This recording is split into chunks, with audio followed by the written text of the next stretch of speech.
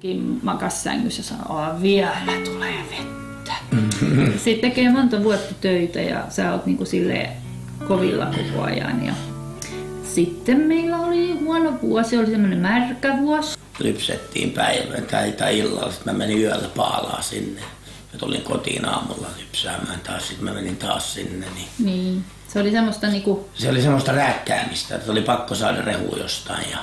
Tuli tämmöisiä yllättäviä menoja, että piti niinku kesken puintikauden löytää uusi puimuri.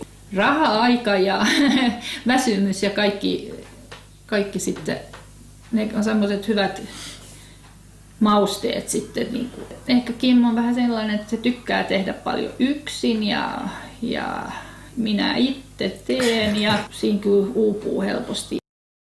Tässä oli lypsykoneen asentajia ja ukkoja ja sitten Kim meni vähän tuohon sohvalle aamupullon jälkeen makaamaan. Sitten se alkoi kuorsaa ja mä ajattelin, että nyt ei ole ihan kaikki.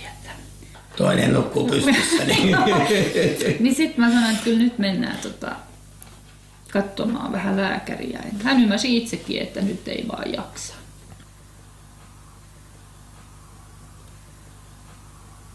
Muistatko sä ollenkaan itse? En minä muista. Mä vaan tässä puhun. Mutta mä olin tosi vihainen, kun me oltiin monta vuotta tehty töitä ja toi menee niinku lentujaat ylös näin, että Herra Jumala. Ja nyt mä oon tässä tämän uuden touhun kanssa ja toinen jää tuohon makaamaan. Mutta niinku tuli semmoinen, että perhana sentää, että miten nyt. Tunnin siellä kerrottiin meidän elämä, mitä me ollaan tehty nyt viime ja miten pitkiä päiviä, niin hän sitten totesi, että että nyt tämä ukko tarvii just tämmöistä lääkettä, että pääsee nukkumaan ja toipumaan. Ja joulun mennessä niin sitten aloit jo olla vähän virkeämpi, eli se oli pääsiäisenä. No nythän se on helpompi kuin Saimun mukaan, että meitä on 3.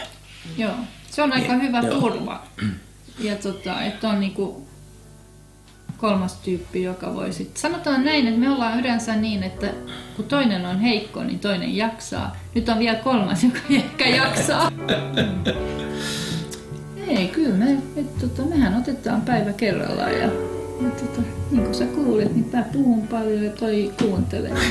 Kyllä se siinä menee hyvin. Vähän on kuulo niin kuin heikentynyt siihen mittaan kyllä näin, kun on ollut kauan naimisissa.